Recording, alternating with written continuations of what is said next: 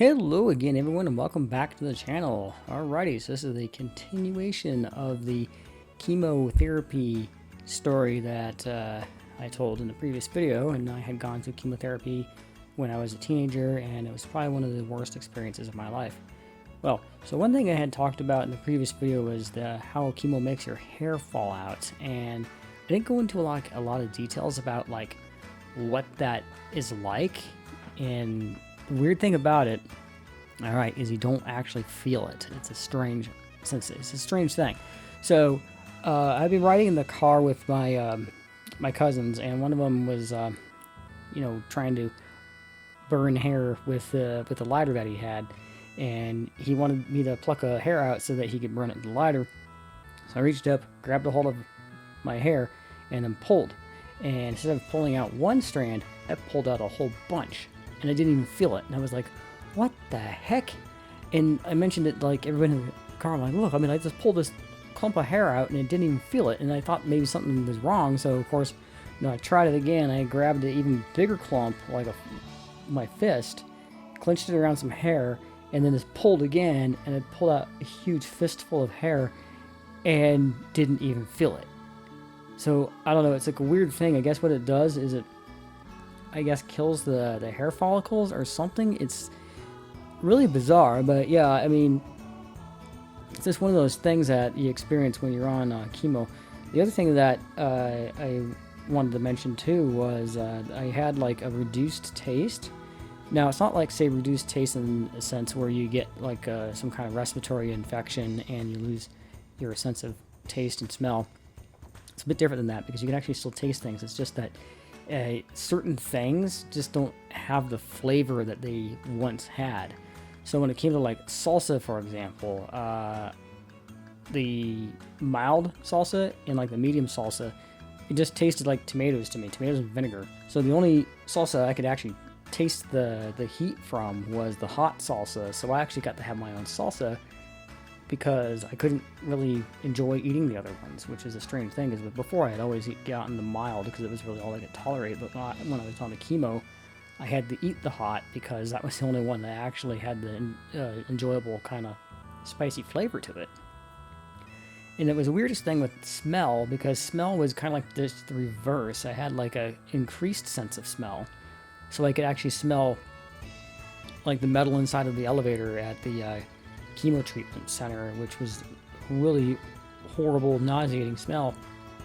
And sometimes it would actually cause me to feel sick to my stomach, and it was just the motion with the elevator itself too would sometimes cause me to vomit. It's just a weird thing.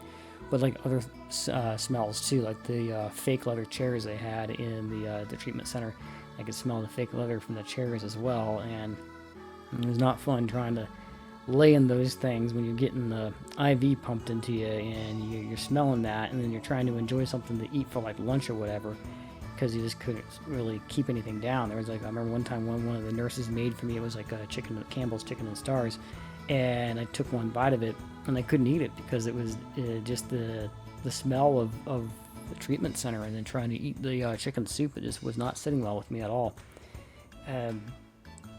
It also caused like cognitive type issues where I would have trouble concentrating and thinking when I was in school. It's one of the big problems I had. Even not being on the chemo, I've always struggled with that as well too. Because with the neurofibromatosis, it kind of causes similar characteristics to ADD and ADHD.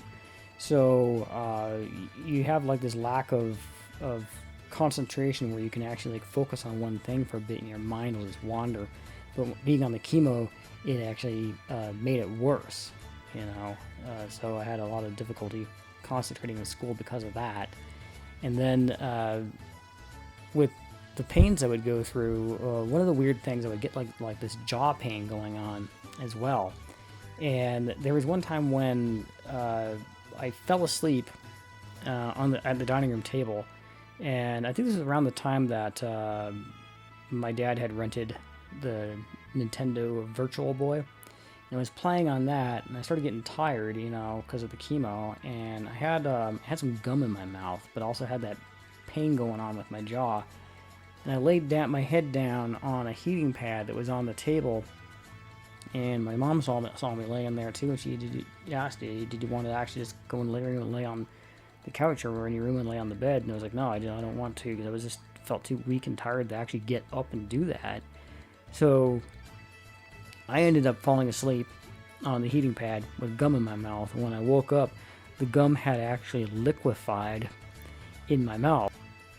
It was like another really just, let me tell you, liquefied gum from getting warmed up like that is really gross. It almost has like the consistency of like Pepto-Bismol a little bit, but then it has like that weird kind of artificial bubblegum flavor to it as well.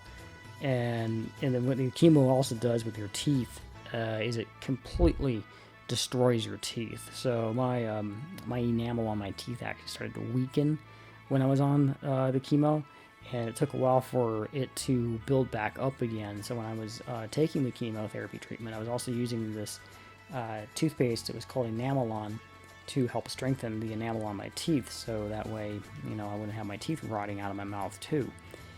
Yeah, it was not a fun time at all going through any of this, and the hardest part was dealing with school, you know, and students bullying me. But I actually got to do a lot of fun things, despite that being on the chemo. United Airlines had a thing that I got to go to where it was the training simulator that they use for the pilots, and they allowed the kids who were going through chemo and like other like illnesses and stuff like that, and having treatment for those illnesses, to do takeoff and landings in the simulator.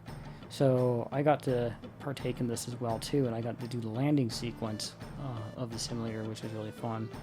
And I got it landed pretty well from what I remember. It was just a little bit off center from the runway, and it was like a nighttime kind of scene.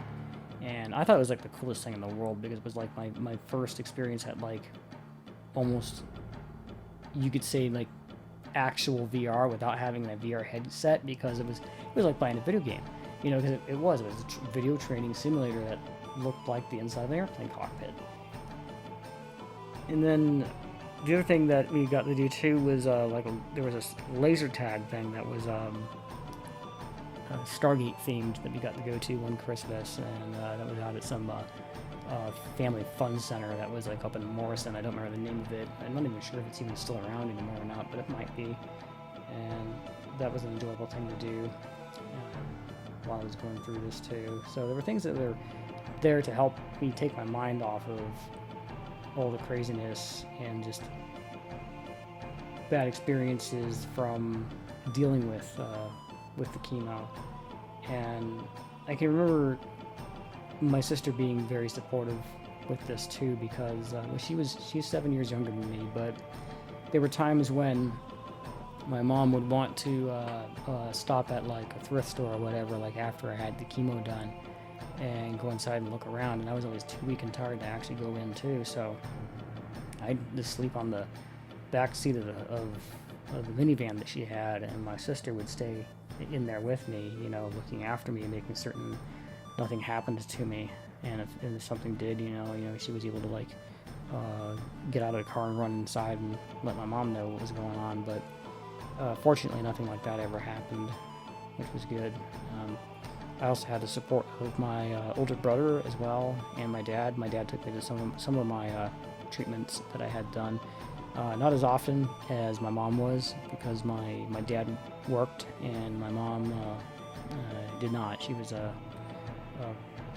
unemployed at the time I was on the chemo, so it was my dad helping out on occasion when he could, you know, to kind of like take turns with all the stress and stuff and the driving back and forth to the treatment center, going through that.